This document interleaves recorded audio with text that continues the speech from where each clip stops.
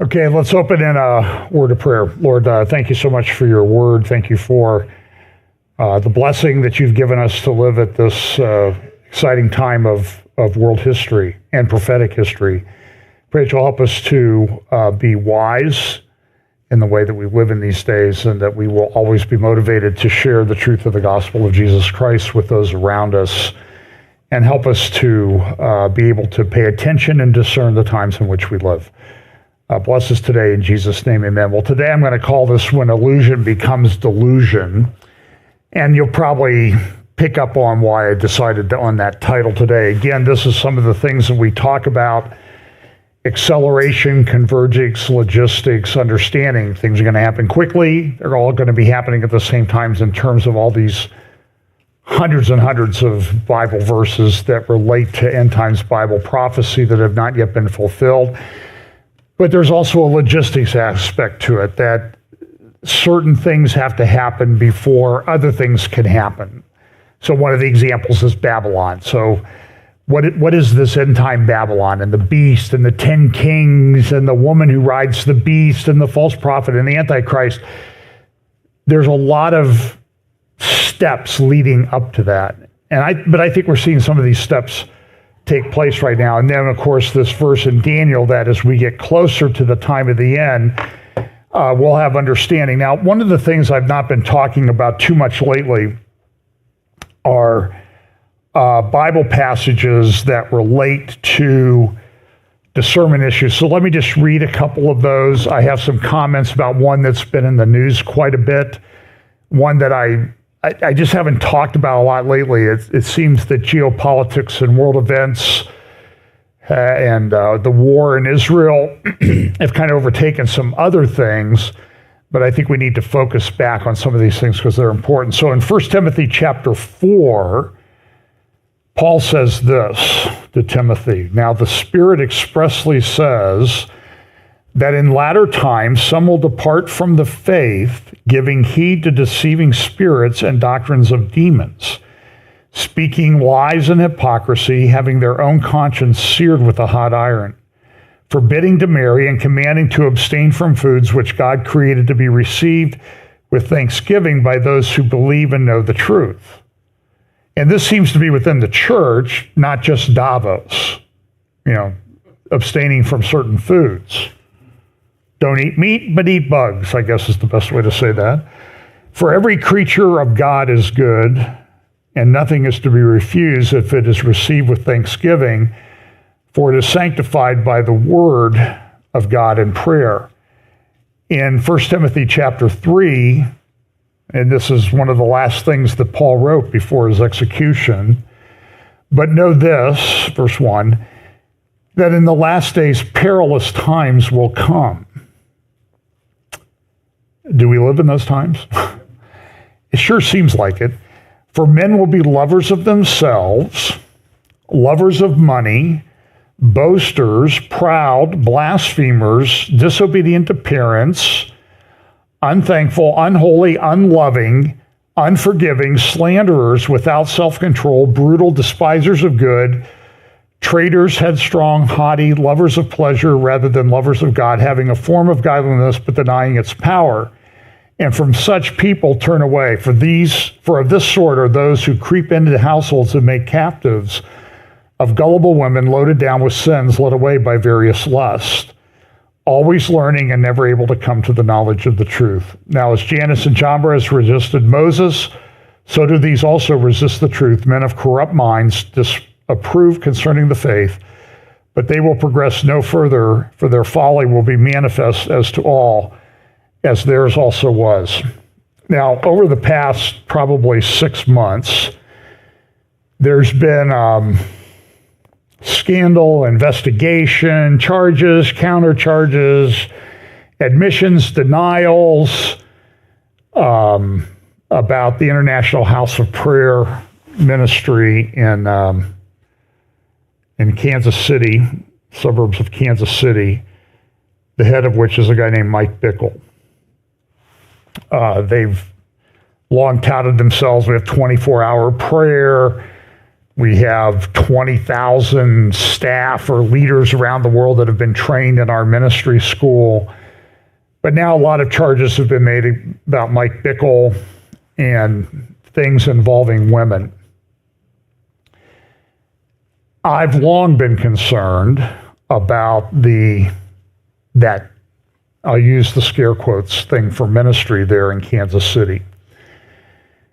Part of that comes about, let me just give you a sort of my own personal historical context. When I went to Grace College in,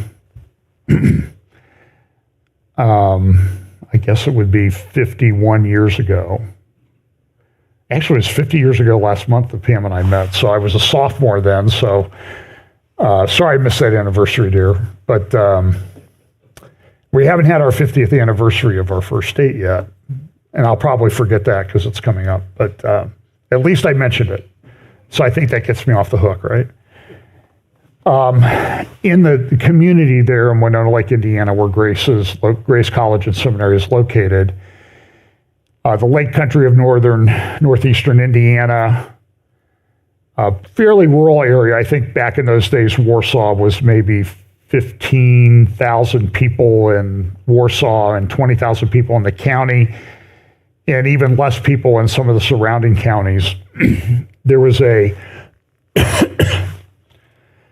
church, fellowship, assembly, I don't know what they called themselves, started by Hobart Freeman, who had been a professor of Old Testament for a short time at Grace Seminary, but it was clear there were some problems, and so he was terminated. It was called Glory Barn Faith Assembly. And back in the 70s and 80s, it was, if you remember church sizes back in those days, there weren't a lot of these. There were some churches that were a couple thousand, maybe a little bit more, but it was pretty rare. You certainly didn't have these churches now that claim to have 25,000, 40,000, 10,000. That was not the norm back then. And so in a rural county, for this church to be drawing 2,000 or more people every week to their meetings was very influential.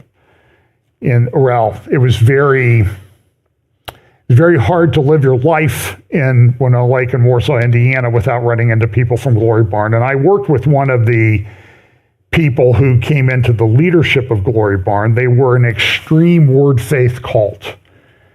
They believed that it was a sin to go to the doctor. They believed that it was a sin to attend at the birth of a child. The guy that I worked with, his wife was a nurse. She eventually lost her license because she would be at these births, but they wouldn't do anything. They just believed that it was a sin and lack of faith if you intervened in any way. And that led to some rather ludicrous things. There was a guy running around town who had no finger. Well, he was missing a finger, but he said, I have a finger. It's a faith finger. People I worked with were nearsighted. They said, I've been healed of my nearsightedness, and then they would almost take your head off in the factory because they didn't see you. But I've been healed. I don't need my glasses. Well, I think you do. Well, I believe that I've been healed. And so there were eventually, I think the toll was about 91 people died within the Glory Barn for not seeking medical care. There were at least 8, 9, 10 children that died at childbirth.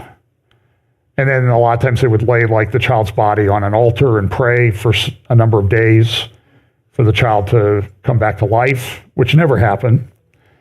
Hobart Freeman himself was eventually charged with, I don't know if he was charged with fraud or something, and I remember one of the last scenes I saw of him was a news video of him being carried into the courthouse shortly before he died at the age of 61 or 62. He had untreated diabetes, developed gangrene, and could not walk. But he had faith. And so the Kansas City International House of Prayer sort of has operated a bit in that way, maybe not that extreme, but remember was there was a group of, there was a thing called the Vineyard Fellowship in Kansas City that had several prophets associated with it. The three most prominent ones were Paul Cain, Bob Jones, not the Bob Jones who started the university down in, when my parents went there, it was in Tennessee. It later moved to South Carolina, but a different Bob Jones, and then Mike Bickle. They were very much loved, I guess, praised by John Wimber, the founder of the Vineyard Christian Fellowship in Southern California. Wimber had started out, I believe, as a Calvary Chapel, but Chuck Smith told him to leave because of the things that he was getting into. There was another theologian that had gone to Dallas, believed that he'd had some kind of prophetic vision, named Jack Deere, who became sort of a lot of the theological grounding for what went on at the Kansas City Vineyard. And they prophesied that there was going to be great revival in England in the early 90s or late 80s. And the only thing that we've seen come from that is that there have been more mosques built in Great Britain than churches have been over the ensuing 40-some years, 30-some years. It was a Vineyard Fellowship that also, I think in 1991, 94, where this thing called the Laughing Revival broke out. And it got so extreme that even John Wimber eventually said, you guys need to leave. This getting down on the ground, laughing and making sounds like animals is certainly not biblical. But Bickle and Paul Cain and Bob Jones have persisted in Kansas City. Some of them branched off. Paul Cain was himself found to be having had homosexual relationships. Bob Jones was seducing women to unrobe as part of his, quote, prophetic ministry. They were disciplined, but you need to remember that remember Todd Bentley back in Lakeland, back 2007, 2008, the Lakeland revival? The first guys to go down there and endorse his ministry and bless it were Paul Cain and Bob Jones. So Bickle has persisted, but now there are allegations and charges about relationships with women, and the whole thing is sort of coming apart. So I don't talk about it that much anymore. Someday I'll do a long 2, 3, 4, 5, 6 teachings on some of the things that have gone on in the church, but this is one of the more egregious examples of it over time. I've always had a real check in my spirit about IHOP, in the HIOP in Kansas City, the International House of Prayer.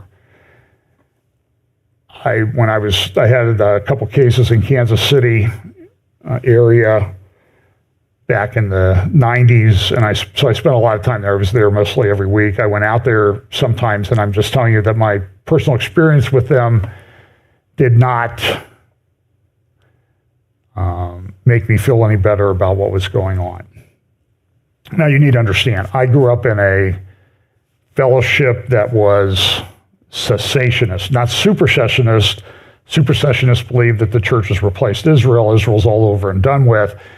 But cessationists believing that the miraculous gifts that we've been talking about in the book of Acts, tongues, healing, that sort of thing were for that time, but not for now. Now, I've sort of moved away from that, but I still think that to the extent that these gifts exist, they're very limited, just like they were in the book of Acts.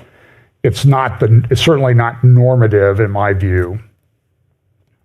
But I had a professor. I took Greek in undergraduate. I minored in Greek, New Testament Greek, and one of my professors, he had written a book called Tongues and Biblical Perspective, where he said tongues were ceased, it was over, it was for that time, it's not for today. He was the first, I believe he was the first dean at Master's Seminary. So that was my training. Now, like I said, I've sort of adjusted those views, but I still am of the view that this is very, it's not the norm.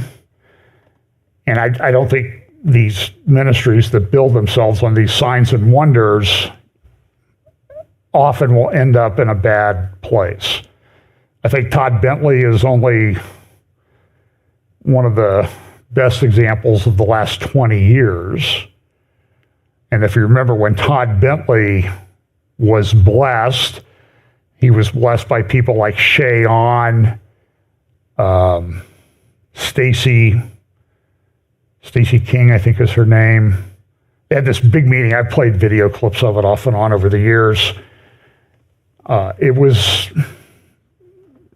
Peter Wagner, who helped found, I was the president of Fuller Theological Cemetery, as we like to refer to it, in Pasadena, California.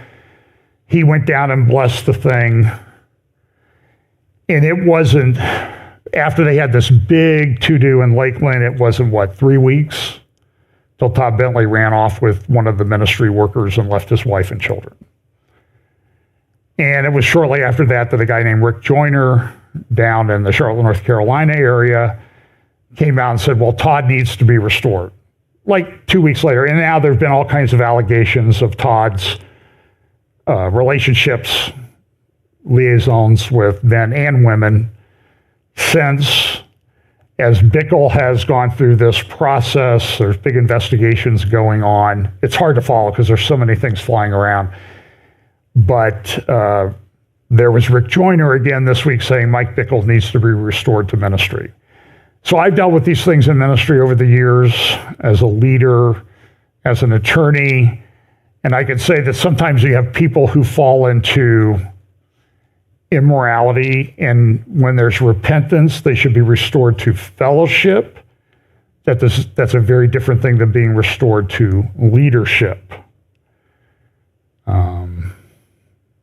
And I've had discussions with people about these things over the years where people have fallen and they say, well, maybe we should hire them in this ministry. And I'm like, listen, no, they were terminated for a reason. I accept the fact that they've repented and God has forgiven them, but that's a different thing. Don't, tell them to go do something else with the rest of their life rather than be involved in ministry, because I think they've disqualified themselves. So I just want to bring this to your mind. If you haven't seen it, it's out there. It's all over Twitter.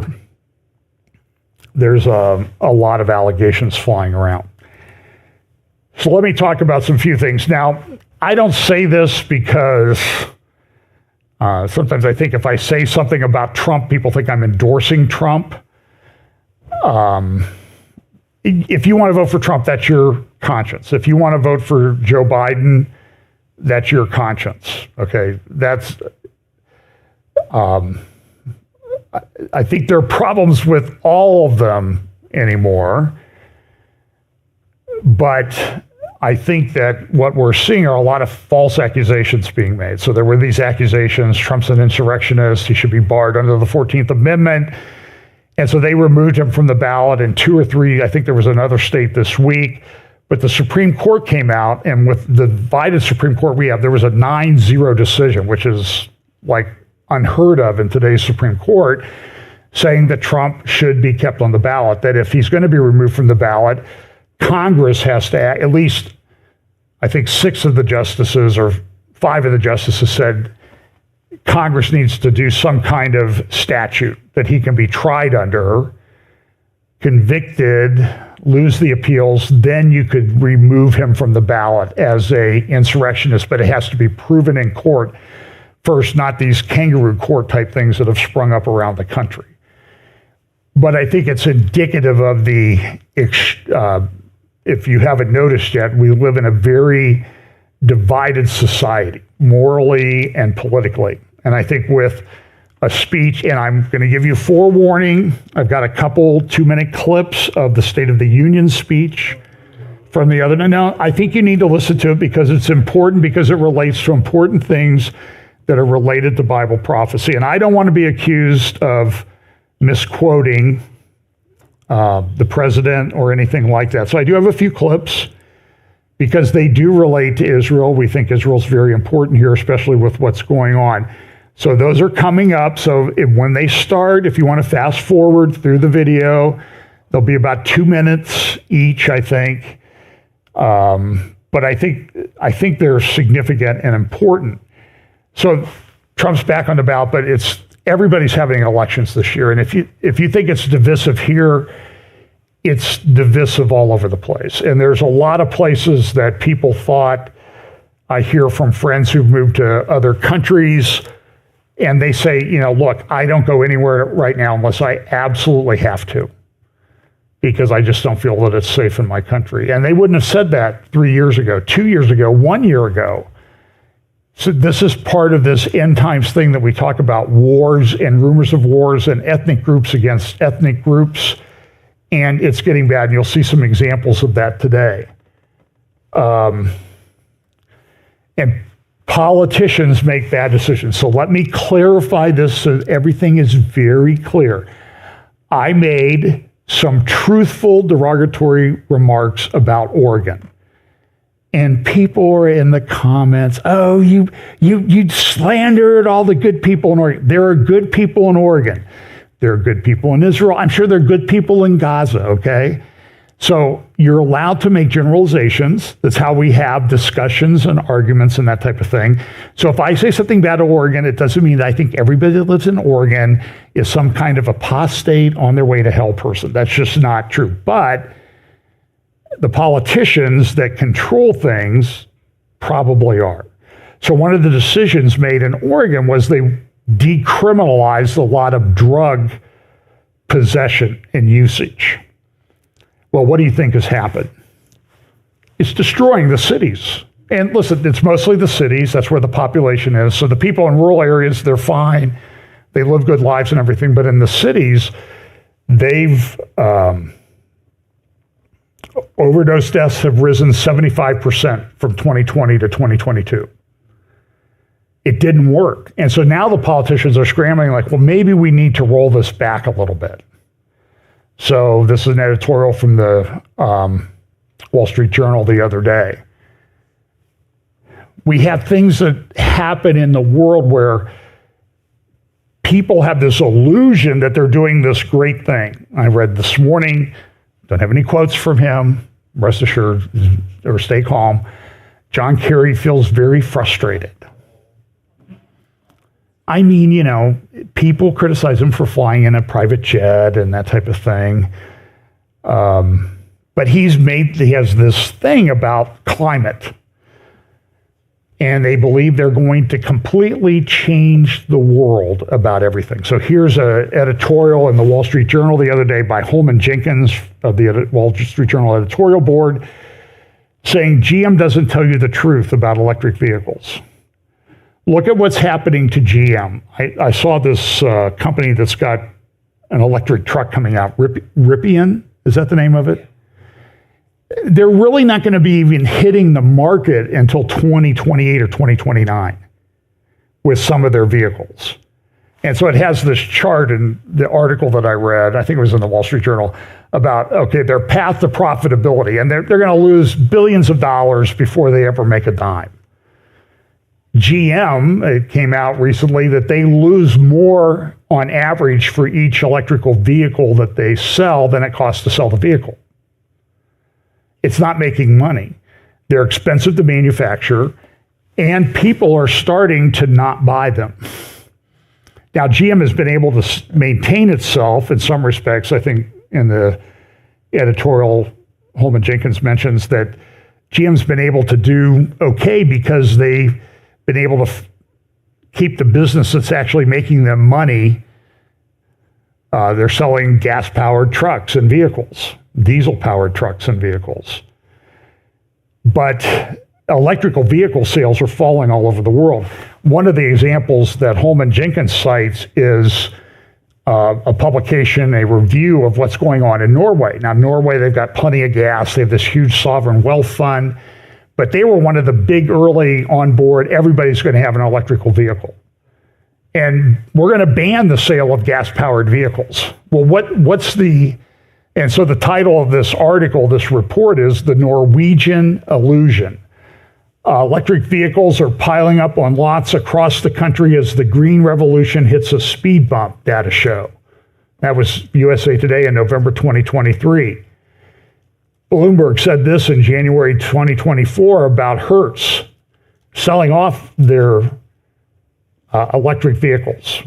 When I was at Scotland last year, there were a lot of electric vehicles for rent, as opposed to gas vehicles, but the electric vehicles had a range of like 125 miles, which is not what you want to spend your time on vacation or traveling, is sitting at a charger to get the thing charged. So here's what Hertz Global Holdings announced Thursday, that it planned to cut 1/3 of its global electrical vehicle fleet over the year. Following the announcement, Hertz CEO Stephen Scher suggested the road to electrification could be bumpier than anticipated. In this report, it says, our research shows that EVs will struggle to achieve widespread adoption despite massive subsidies and the growing threat of outright internal combustion engine bans. After carefully studying the history of energy, we have yet to find an example where a new technology with inferior energy efficiency has replaced an existing more efficient one. What's the translation? Electric cars are not as efficient as gas-powered ones. The internal combustion engine is a miracle of modern technology. Electrical vehicles, it costs, you may save some, I laugh, I remember this, I was driving in Colorado one afternoon, and a guy goes by me in a Tesla, and it says on the license plate, I emit 0. And I thought, my initial reaction was, how could somebody so idiotic afford a car that expensive? Because it does, because the carbon emissions in manufacturing and mining these things far exceeds that for gas-powered vehicles. And you know, if you've been around as long as I have, and I can see some of you have, cars are much better now than they were. Remember, we bought our first car when we were engaged, and it was a Chevy, and a year and 4 months after we bought it, the tailpipe fell off because it had rusted through. I haven't had a rust spot on a car in, 30 years. They make them much better. And that's fine. So here in this report, they say our claim is controversial. Most pundits insist EVs are far more efficient. We believe that the internal combustion engine is clearly the winner once the energetic costs of both the battery and the renewable power required to make carbon-free EVs are considered. And so what they found is that even in Norway, where there's all kinds of subsidies, billions of dollars of subsidies to get people to buy them, and then they further subsidize it with sort of an off-the-books, well, you can park free when you go downtown. You can park free when you go to the courthouse. You can park free when you go to the state agency. And all you stupid people are still driving gas cars. You're going to have to pay for parking, but the EV people can park for free, but nobody ever factors that cost in. Because there's a cost to that. There's a reduction in revenue for these agencies. And so what they found in Norway is, despite this push, in fact, what they found is that internal combustion engine cars have increased in the double digits sales over the past years, because people will have their car to drive to work or someplace close, but if they want to go on holiday, they drive a gas car because they don't want to put up with the hassle. And so gas vehicles are up like 38% or something like that, sales. And all the people like John Kerry's of the world who have the illusion that, oh, this is going to be great, it's going to be fine, this will save the planet, their delusion is being exposed. Okay? When illusion becomes delusion. That's the title. Instead of serving as a model, Norway's program should warn of the unintended consequences of large-scale electrical vehicle penetration, particularly when consumers purchase an EV in addition to an internal combustion issues. EVs will be more efficient and more carbon-free once renewables replace coal and natural gas. Our analysis, unpopular and controversial, suggests the opposite.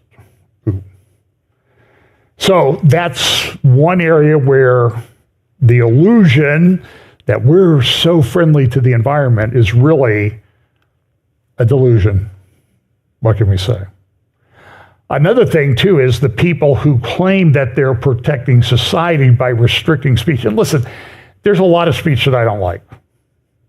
But I'm a free speech guy because I know when they shut down other people, they're going to shut down the Christians, are going to be one of their primary targets. And one of the places where this is happening in Canada, Canada currently has in their criminal code some hate crimes. Here's one: willful promotion of hatred. Everyone who, by communicating statements other than in private conversation, willfully promotes hatred against any identifiable group. I would say any identifiable group except Christians, probably. An indictable offense and is liable to imprisonment for a term not exceeding 2 years. Now, there are defenses. There's a defense in the Canadian statute to this charge of a hate crime. So it says here, no person shall be convicted of an offense under subsection 2, 1, part A, if he establishes that the statements communicated were true, or B, and there's a number of other parts, but I'm just focusing on A, B. B, if in good faith the person expressed or attempted to establish by an argument an opinion on a religious subject or an opinion based on a belief in a religious text. That's a defense to a charge of a hate crime in Canada. And there's also one, so here you see there's a defense. And then there's also willful promotion of anti-Semitism. Anyone who willfully promotes anti-Semitism by condoning, denying, or downplaying the Holocaust, you can be charged with a hate crime. And again, there is a defense there that if you're basing it on a religious text, that's a defense. Now, a new law has been proposed in Canada, Bill C-367, and here's what it says in the summary. This enactment amends the criminal code to eliminate as a defense against willful promotion of hatred or anti-Semitism the fact that a person in good faith expressed it or attempted to establish by an argument an opinion on a religious subject or an opinion based on a belief in a religious text. So, and it's proposed by people who have things in their name like the Liberal Party. But they're totalitarians. Justin Trudeau and his party, they want to do that. And so here's what it says in the proposed law. Paragraph 319.3b or 319.3.1b of the Act is repealed. That's what they want to do. The National Post in Canada says, you know, this is, I mentioned last week about a bill, Law C-63, which has been proposed, and this could cost you thousands. And she's the author of this article says this: proceedings at the Canadian Parliament are beginning to feel like a zombie film. A monster was killed, it came back, was killed again, and yet returns a third time. But this isn't your typical horror flick. This one involves a group of government bureaucrats investigating complaints about your speech, prosecuting you at their own tribunal, sometimes in secret, and ordering you to pay tens of thousands of dollars to people who don't like what you say or write. And in some cases, people you don't even know who they are because they're allowed to charge you in secret and you don't have a confrontation with the witness. The undead antagonist at the center of it all is the civil penalty for hate speech proposed last week in Prime Minister Justin Trudeau's newly tabled Bill C-63. So that's that. We talk a lot about AI. And so they're doing this. The illusion is, well, this is for your own good. We want to protect society. We want everybody to get along. We want people to walk down the street singing Kumbaya and that type of thing. And it's a delusion because they make it much worse when the illusion becomes delusion. Again, I think there's ample examples of this. So here's an article in the Wall Street Journal yesterday. U.S. spy agencies know your secrets. They bought them. Big, long article. Car companies, listen to this. Car companies, roadside assistance services, and satellite radio companies also collect geolocation data and sell it to brokers who then resell it to government entities. So it's interesting, okay? If usually the government in the United States would have to get a search warrant, they would have to have probable cause. But now they just buy it from these companies. And when you sign up for an app, you click on the terms of service, you never read it, and it says we can sell your data anywhere we want. You're consenting in advance. So the government's able to do indirectly what it couldn't do directly. They couldn't go to court and get a warrant, usually. That presumes that the people that are trying to get the warrant won't lie, and we know that that's not true. So they sell it to brokers who then resell it to government entities. Even tires can be a vector for surveillance. That little computer readout on your car that tells you the tire pressure is 42 psi, it operates through a wireless signal from a tiny sensor, and government agencies and private companies have figured out how to use such signals to track people. Saw the arguments in the Fannie Willis disqualification proceedings down in the Georgia election case against Trump and a bunch of other people, to which a bunch of people already pled guilty. I don't know if they'll be able to go back and get their... It doesn't look good for the prosecution down there. But they were able to get some data, but they couldn't get these phone-specific data, the attorney argued, but said, we can already tell there were like 12,000 texts between Fannie Willis and her paramour. Now, they don't know what was in those texts, but they were able to track where they were, or the general location where they were.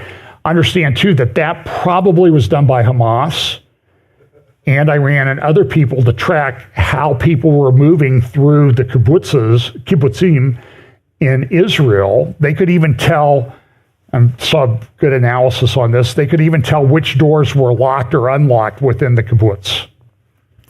Because they could tell how not having phone-specific data, but having the general cloud of people moving through, they could see where people stopped to unlock the door. So they knew which doors to go to that were unlocked, or how people moved through the gates, or what people were doing and how they were populating the bases along the Gaza border, and whether they killed 300 and some IDF soldiers. In one town they went in, they killed 25 policemen right at the beginning of everything. So understand that this AI and computer stuff is allowing tracking like nobody's business. I saw something from our utility the other day. You're worse than 90% of your neighbors in the way you use energy at your house. Okay. So maybe you want to look at that. Somebody else sent me a note, said that she had received something from her bank that they had analyzed her credit card and said, you're spending too much on non-essentials.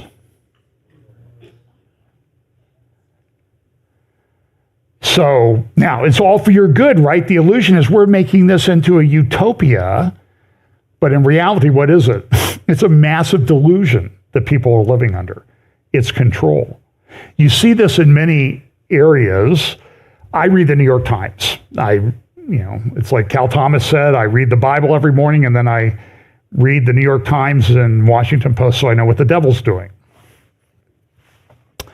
So this was in the New York Times the other day. So they had a big article about, here was the article that they had. President Biden used his State of the Union speech to exhibit his stamina. And in the same paper, there was this little blurb. Much of the social media campaign seems to be directed at the philanthropist George Soros. Oh, so that's what he is. And so there's a delusion. And this delusion exists on a lot of levels. For example, this is France. the first country in the world to enshrine abortion in their constitution. Specifically. Look at this. This is a report from German Deutsche Welle media. Look at what they say. They look at the celebrations that are going on in France. And here pour l'adoption, 780. Contre, 72. There were also jubilant scenes in the French parliament when the result of the vote was announced.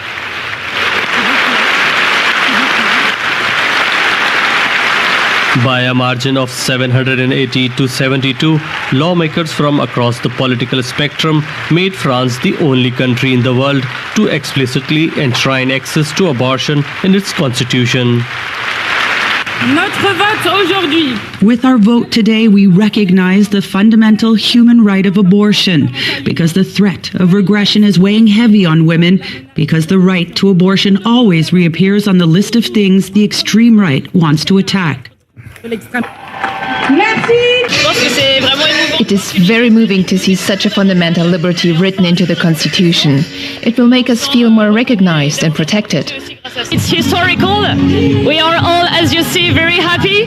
And for us, it's a fundamental right. And it has to be in the Constitution because you can always change the law. So there you go.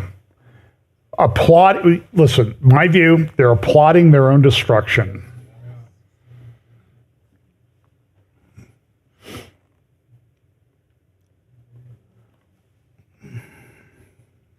It came up at the State of the Union. So here's a warning. Here's a clip from the State of the Union about a woman's right, because there's a big deal in the election coming up. Many of you in this chamber and my predecessor are promising to pass a national ban on reproductive freedom. My God, what freedom else would you take away? Look, it's a decision to overturn Roe v. Wade. The Supreme Court majority wrote the following, and with all due respect, justices, women are not without electoral power. Electoral or political power. You're about to realize just how much you were right about that.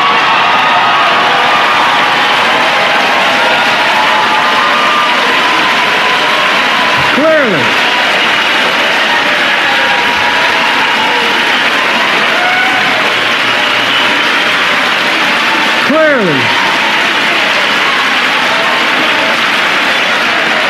Those bragging about overturning Roe v. Wade have no clue about the power of women.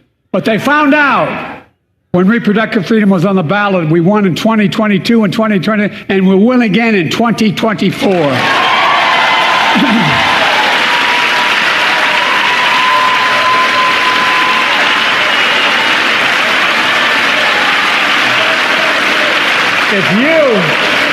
If you, the American people, send me a Congress that supports the right to choose, I promise you, I'll restore Roe v. Wade as the law of the land again.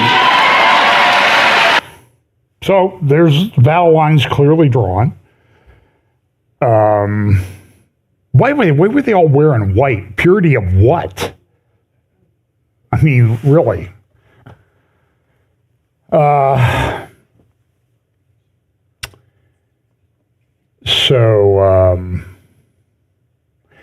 I'll talk about this in a moment. Israel report came out from the UN about claims of rape and sexual abuse in the invasion of from Gaza. And it's been I see people all over the right saying, oh, it never happened. It never happened. They never attacked anybody who was a civilian. It's the lies that I see are just absolutely off the charts. It's troubling. And sometimes these are people who I think do a good job on some other issues. But on this one, they're under an illusion that Hamas is okay. And it's a big delusion, again.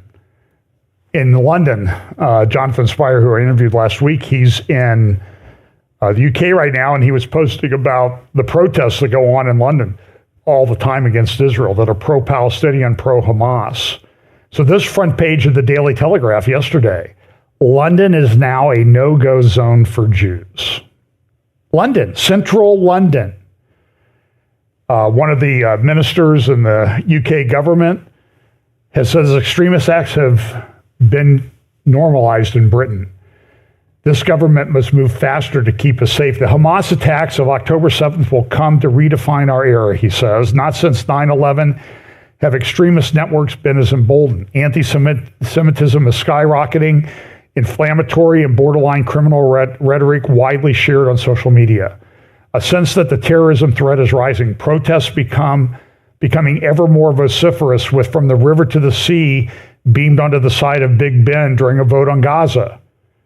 Members of parliament more fearful for their safety than ever.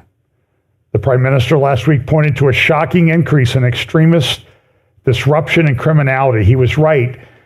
Now he needs policies that meet the scale of the challenge. And so they're talking about this. Now, even in the Conservative Party in the UK, they're divided over the definition of extremism, because it may bring in trans activists and Christians, traditional Christians, will get caught up in the crackdown on Islamists.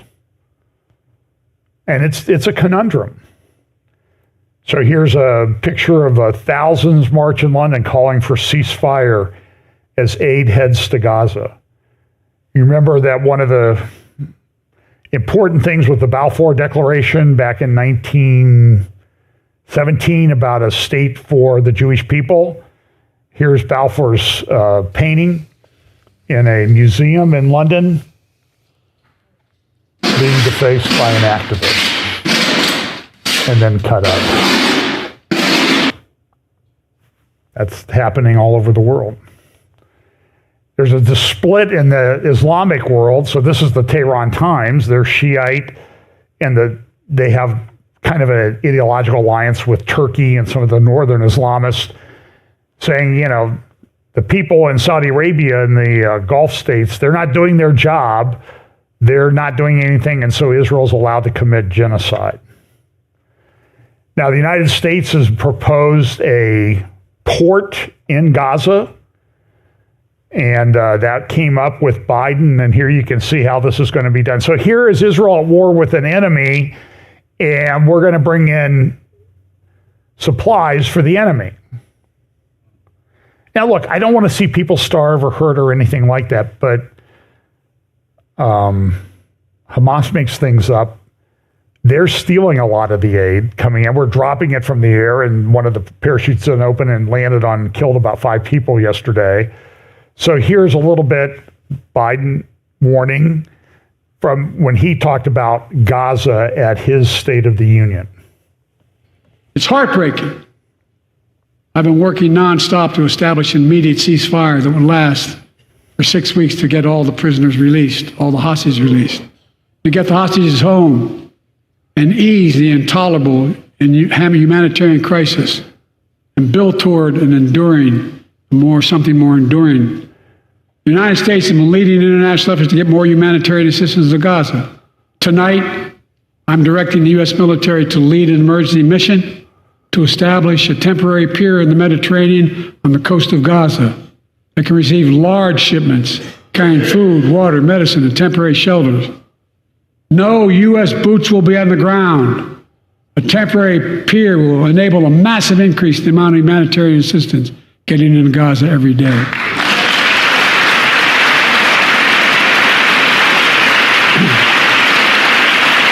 And Israel must do its part.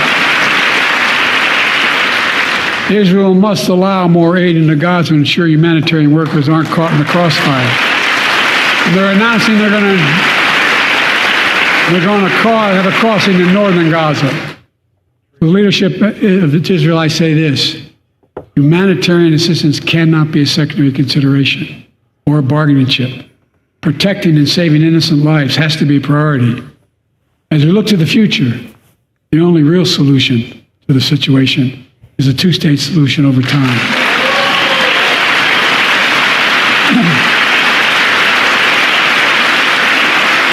And I say this as a lifelong supporter of Israel. My entire career, no one has a stronger record with Israel than I do. I challenge any of you here. I'm the only American president to visit Israel in wartime. But there is no other path that guarantees Israel's security and democracy. There is no other path that guarantees Palestinians can live in peace with peace and dignity. There's no other path that guarantees peace between Israel and all of its neighbors, including Saudi Arabia, with whom I'm talking. Creating stability in the Middle East also means containing the threat posed by Iran. That's why I built a coalition of more than a dozen countries to defend international shipping and freedom of navigation in the Red Sea. I've ordered strikes to degrade the Houthi capability and defend U.S. forces in the region. As Commander-in-Chief, I will not hesitate to direct further measures to protect our people and our military personnel. So, and then this is true in the UK. Benny Gantz went on a tour. He's part of the war cabinet. There was a lot of people upset in the UK about, or in Israel about he's going to the United States, he's going to the UK, he's talking about what to do in Gaza, that type of thing. And so I personally think what they're trying to do is they're trying to drive a wedge into the government, and they're sort of recognizing Benny Gantz as the shadow prime minister of Israel because they think he can be controlled more than Netanyahu. And they don't like Netanyahu. You heard what Biden had to say. He had one more thing he had to say about that. A lot of wars and rumors of wars. This is Germany. There was a scandal. Supposedly a guy was caught on a phone call that the Russians were able to hack into, saying that they were either had given or were thinking about giving targeting information to the Ukrainians. The Russians got upset.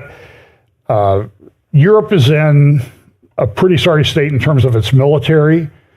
I'm getting fed some information about the state of our military, which is not very encouraging in a world that seems to be on the brink of a lot of war. In the New York Times this morning, so there's an editorial from the Times of London showing that, well, we think we're okay because we just stuck our head in the sand or stuck our head inside the tank and we think everything's fine when it's not. So here's this is from the New York Times editorial opinion pages this morning. At the brink. What? A nuclear war. Because they have like 3-page spread inside, confronting a new nuclear age. How did we return to the brink? And then some graphics about, what's the aftermath of a nuclear war look like? What if it happens? And this is one, missiles being fired from one country to another. Now it appears that they're coming from a country in the north, being fired at other points around the globe. And then they have a graphic about what the global nuclear powers are like and about our command center. So listen to the things of wars and rumors of wars. And a lot of people think that, they think Joe Biden has the answer. They think Donald Trump has the answer. And I just think we're on track for some disruptive times. And the times that Jesus said were going to be coming. Now, there was a report from the UN released that seemed to confirm that these attacks, sexual and rape attacks, had taken place. Is the conclusion. With regards to the hostages, the mission team found clear and convincing information that some hostages taken to Gaza have been subjected to various forms of conflict-related sexual violence and has reasonable grounds to believe that such violence may be ongoing. And I heard somebody from the Hamas leadership today say that, there's 130 hostages. There's pretty good evidence that 50 of them are dead. And then the guy from Hamas said, they said, really 60 of them are already dead. That's a problem. Bret Stephens at the New York Times, who seemed to be a pretty good, he's Jewish, conservative, wrote, the new rape denialism. National Post in Canada, multiple incidents of sexual violence took place. And people deny it. Now, I'm going to play about a 5-minute clip of, and I can't remember her name right off the top of my head. It'll be down in the lower left-hand corner. She used to work for The Forward, a large Jewish publication. She's now the opinion editor for Newsweek magazine.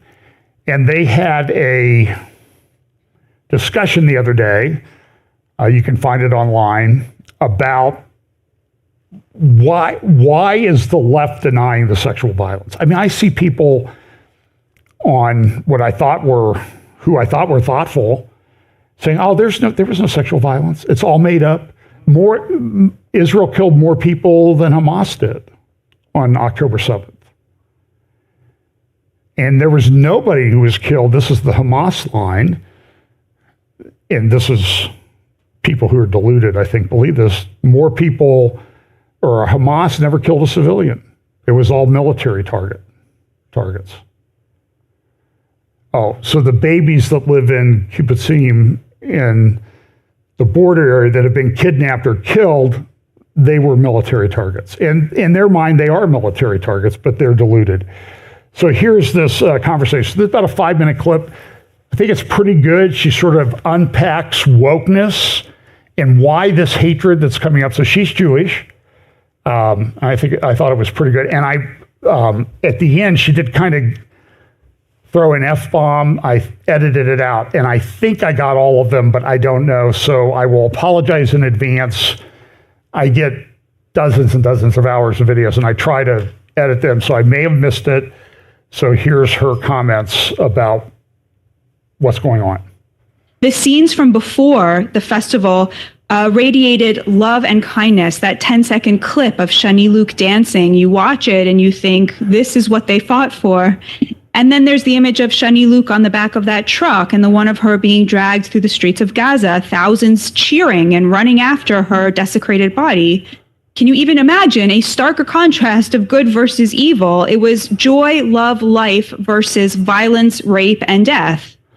Surely, I thought in my naivete, the left would see themselves reflected in these music-loving young people who looked like they had stepped out of the Haight-Ashbury in the 70s. Surely Noah Argamani begging for her life as the butchers ride off with her would inspire in the left a sense of identification and a corresponding sense of fear and anger. How could it not? Friends, it did not. Leftist women found nothing in their hearts to say about it for months. There was a total failure of the international feminist community to stand up for the Israeli women who had been brutalized by Hamas in a particularly sexual way. Despite the preponderance of evidence, there was a code of silence from the usual suspects. Some would even deny it. YouTube personalities formed what I like to an "Our Hamas would never" brigade to defend the butchers and the rapists from the evidence of their crimes, insisting it was all war propaganda. It goes beyond that to the core of leftist ideology, which is built on a belief system that has erased the difference between right and wrong. Now, this belief system is one you will know well if you have been to a university in the last 40 years, or an American newsroom, or on TikTok, or in a meeting with any cultural institution in America, or any progressive organization, including any liberal Jewish organization, or if you're on the board of a museum, or even in a writer's room in Hollywood. People call it critical race theory or Marxism or social justice. I call it wokeness. Wokeness is when you take a worldview that was once based on the difference between right versus wrong, virtue versus evil, and you replace it with a worldview that does not distinguish between right versus wrong, but instead suggests that the world is built on the primary binary of powerful versus powerless.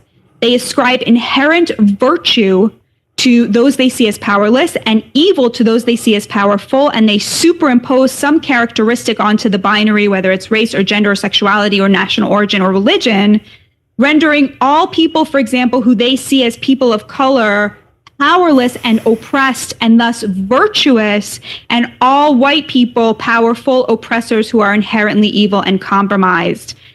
This woke worldview absolutely dominates the left, which means it dominates the cultural and intellectual output of the United States these days. Once our elites were eager to offend the powers that be with their art and their scholarship or their journalism, now they will conform at all costs. And the thing they conform to is the view that people of color are inherently virtuous no matter what they do, because they have no agency and are oppressed and marginalized, while white people are inherently evil, the root of everything bad and responsible for any ills that befall us. This is the source of 21st century leftist anti-Semitism. Every Jew is coded as white, and thus they are the oppressors, and thus they are bad, and every Palestinian is coded as a person of color, and thus oppressed, and thus inherently virtuous, and that includes Hamas. Every Palestinian outranks every Jew on the oppression scale, and thus any Palestinian in conflict with any Jew is the one the left must side with. The Jew has all the agency and is the oppressor, and the Palestinian has no agency and is the oppressed. Anything bad that happens between them must ergo be the Jew's fault, because you cannot blame someone with no agency for anything. They are an innocent, like a child. To the woke, the less powerful has no responsibility to act ethically, because their rank on the oppression scale means they cannot act at all. And thus they are inherently imbued with virtue no matter what they do. Their abjection is their virtue. And that goes for the terrorists among them as well. Because to the woke, people of color have no agency. When a so-called person of color commits a heinous act against a so-called white person, the agency of their actions must be reassigned to their victims who have agency. What this means is that when a Palestinian rapes a Jewish woman, the agency was hers. It was not his. She remains the oppressor. His act was her fault, and her suffering does not release her from the burden of her status as oppressor, even in death. That is why leftist feminists cannot side with raped Israeli women.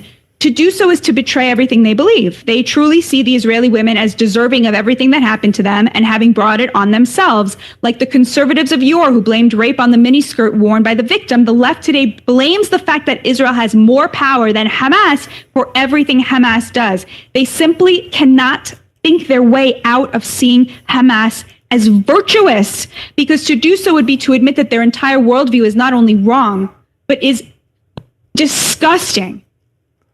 So that she went on for about 15 minutes like that. So you just saw a small clip of it. And I thought she did a great job of explaining the inexplicable. I mean, this is a delusion that people are operating under. So one more clip of Biden talking on MSNBC about Israel. And this will kind of give you an idea of where he's going. I mean, look, he's the president of the United States. We need to know where he's going, what he's thinking, or what people have told him to think. So here we go. This is MSNBC interview Friday or yesterday. What is your red line with Prime Minister Netanyahu? Do you have a red line? For instance, would invasion of Rafah, which you have urged him not to do, would that be a red line? It is a red line, but I'm never going to leave Israel. The defense of Israel is still critical, so there's no red line. I'm going to cut off all weapons so they don't have the Iron Dome to protect them. They don't have, but there's red lines that if he crosses, and he cannot have 30,000 more Palestinians dead as a consequence of going after. There's other ways to deal with the trauma caused by Hamas. And it's like look, the first time I went over, I sat with them, and I sat with the war cabinet. I said, look, don't make the mistake America made. America made a mistake. We went after bin Laden until we got him, but we shouldn't have gone into Ukraine. I mean, we shouldn't have gone into the whole thing in Iraq and Afghanistan. It wasn't necessary. It wasn't necessary. It just caused more problems in the race than it's going to be cured. Yeah, I think he did, but... Well, he was a vice president. Well, I don't know. Anyway, he wasn't a vice president, was he? So here we go. So here's this. Israel's preparing sanctions blocking of bank accounts against soldiers, Israeli soldiers in Gaza. He's the friend of Israel? A lifelong friend? I could probably do without a friend like that.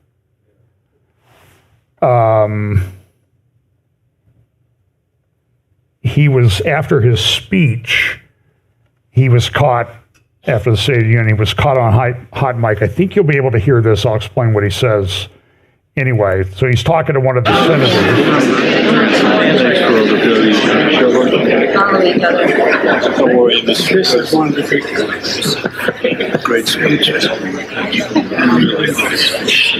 So anyway, this guy says, I'm a supporter of Israel. I've always been a supporter of Israel. And here comes Biden's comment in just a second. We got to keep pushing on the humanitarian stuff and all this stuff. So I told him, baby, I'm So anyway, he said, I told Bibi we're going to have a come to Jesus moment. So a lot of people are offended about that in Israel. And then somebody steps in, you see whoever that was, it's one of his handlers, says, hey, there's a hot mic here. You need to be careful what you're saying. So he said that. I'm going to skip the clip of the vice president in an act of great mercy.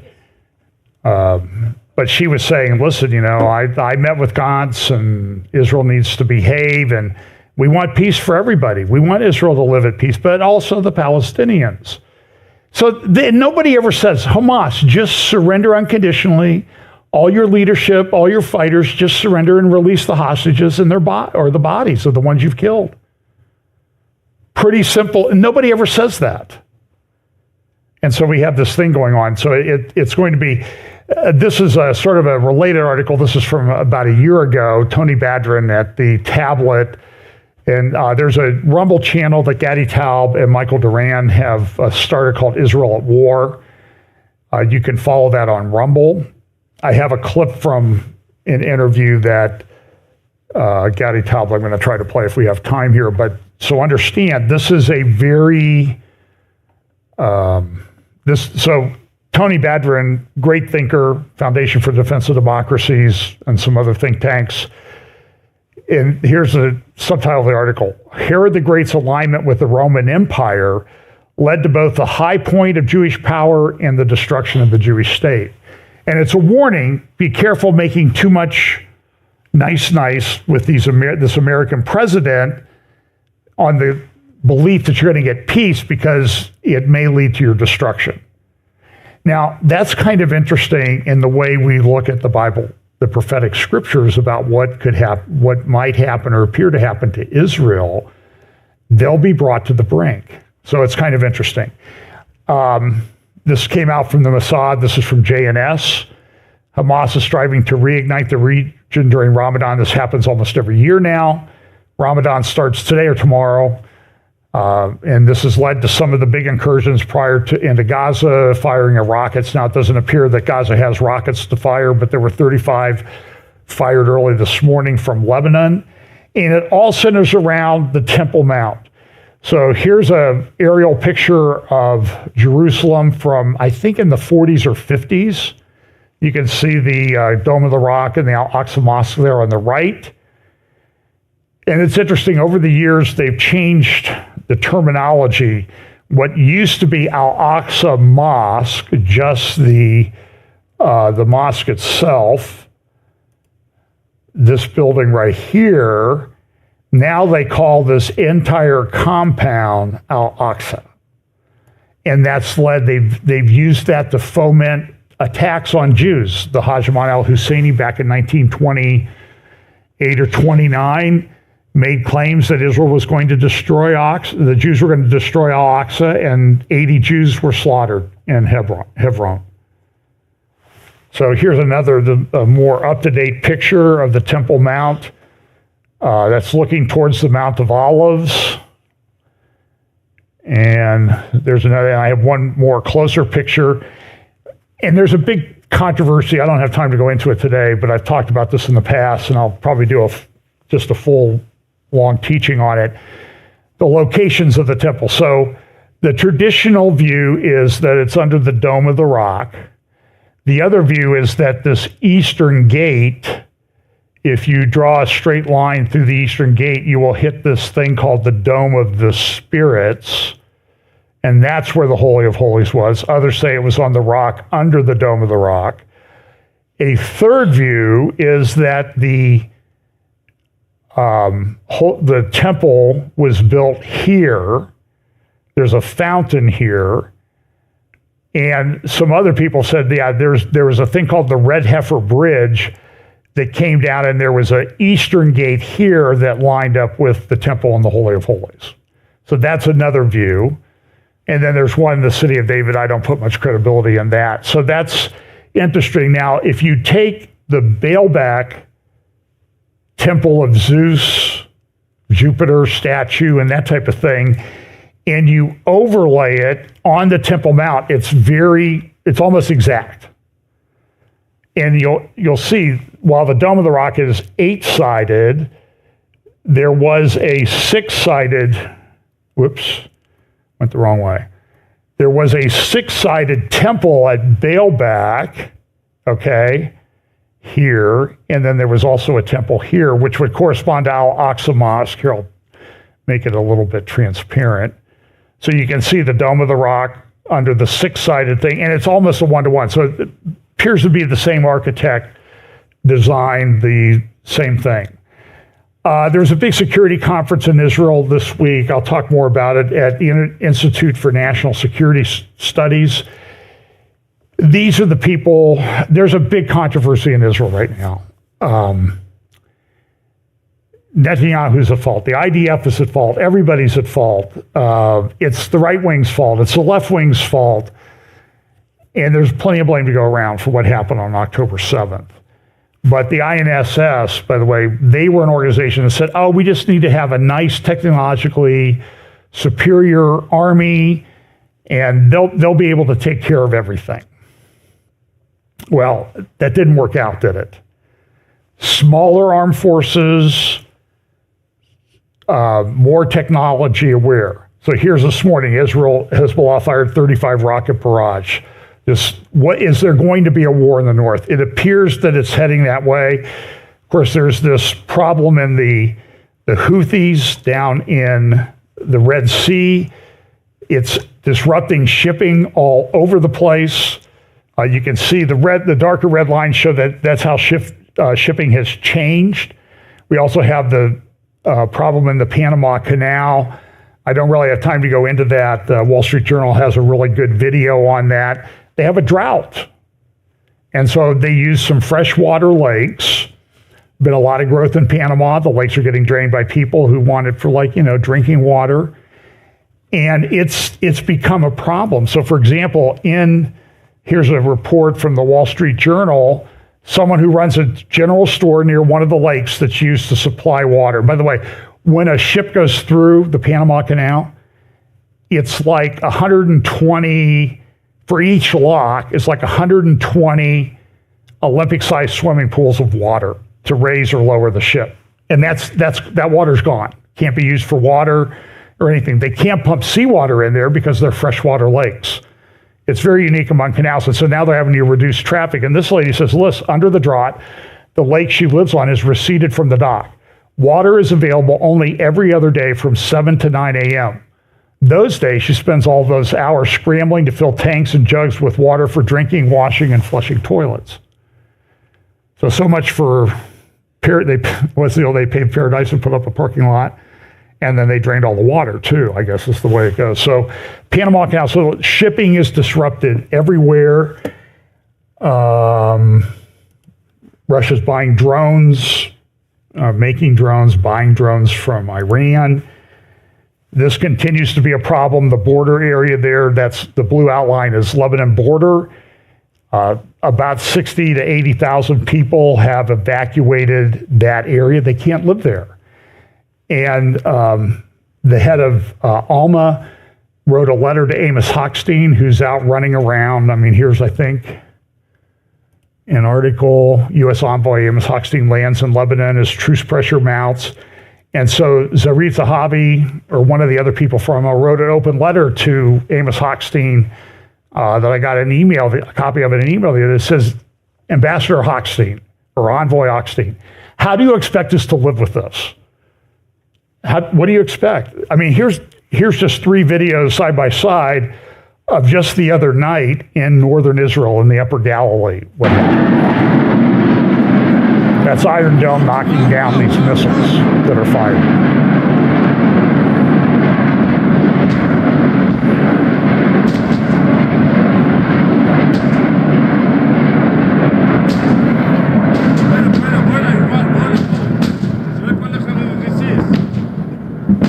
So it's getting them, but they have 150,000 rockets. And so these people at INSS, they just don't really understand. And so everybody's fighting and arguing. So the INSS people are more of the establishment types that think, IDF has been doing great. It's the administration. It's the Netanyahu government. And there's a big controversy in Israel right now. Nobody wants elections, but everybody wants to win the war, then have elections. That's what I think everybody wants. This is a good article from 2006 in the foreword in praise of the double standard, talking about Israel didn't do so great, they didn't think at the time, in the war of 2006, the Second Lebanon War. And what are they going to do this time? And so there's a big controversy about, is Israel able to handle this? So I'm going to jump to this. Hang on.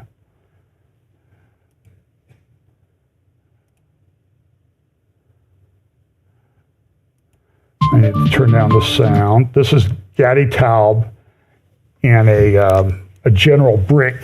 Hang on here. Now, I need to fast forward because you don't want to listen. You don't want me to play all 36 minutes, and it's translated. So the general's talking about the state of tanks and that type of thing. He was a tank commander. He's a retired general, and he's been warning people for years, you're not prepared for a war. We need more people. We need more equipment. And everybody's telling him, just shut up, General. You're retired. Go away. And so this is translated. I went to the outpost 24 hours. I talked to the soldiers. They say they don't have the night vision equipment when they are sitting at the lookout at the post watching at night. They don't look at anything they don't see, so they are on their smartphones. I found out that they do not do exercises for the outpost. I found that Gad Ashkenazi, this chief of staff, he's now in the war cabinet, has a very large force canceled the territorial brigades, which are a reserve in the rear. So what happened was that any company of 70 people in a company outpost on the northern border received a much larger section of scanning from 5 miles to 10 miles. That means they doubled the amount of work, reduced the amount of people, and inside the outpost, there were situations where there were 30 people because they went on vacation and the next cycle did not arrive, and they were responsible for 10 miles and nothing happened. Everything was a bluff. I presented this to Avigdor Lieberman, who was the defense minister, and he just goes on for like 40 minutes with Gadi Taub. So go to Israel at War on Rumble, and you can watch this whole thing. Now, this is a translation of Hebrew, and he's saying, listen, we're not ready for war in the north. We're barely getting by in the south. We haven't gone into Rafah. And he goes, and if we don't go into Rafah and finish this, we're done. It has to be done. We cannot tolerate this. And this is a big article in Israel that talks about it detail, and I don't have time to go into that this morning either. Just a couple more things. So here's Erdogan yesterday giving a speech saying Netanyahu deserves a place alongside Hitler and Mussolini. He's as bad as they are. Erdogan saying this. Now, Netanyahu did responsible Israel, which adheres to the laws of war, he said, will not receive moral preaching from Erdogan, who supports murderers and rapists of the terrorist operation Hamas. By the way, in that speech, Erdogan said Hamas is not a terror organization. And there he was sitting with Abbas, who denies the Holocaust. That was his whole PhD work. And so Netanyahu's pushed back. But so the relationship with Turkey has deteriorated. And again, here's the speech that he gave in Istanbul yesterday. And he just says, Israel's really bad, Hamas is okay. And that's Erdogan.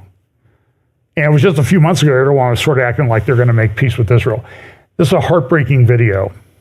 There was a teacher in Israel who was in the reserves, went to Gaza, fought, and came home. And this is what his students did when he came back on leave.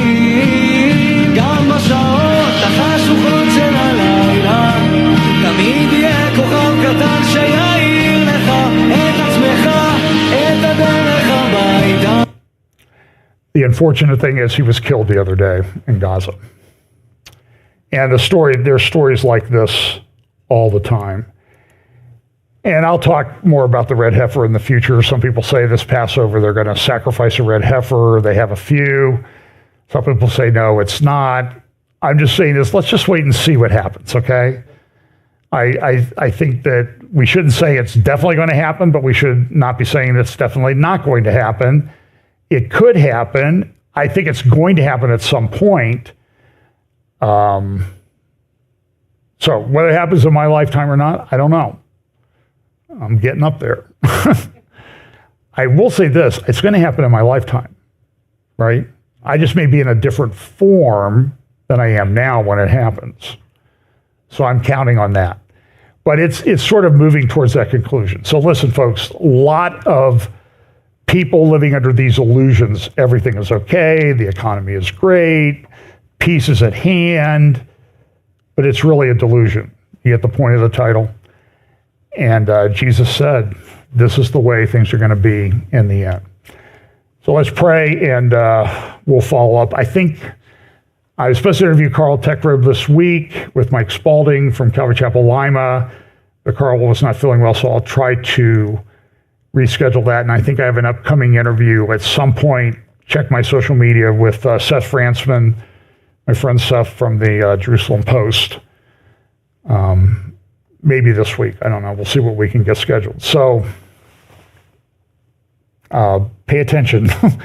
By the way, this is just like a little tiny drip in my bucket, out of my bucket of stuff that I collected over this week. And I just think it's going to accelerate and converge even more rapidly than it already was. Let's pray.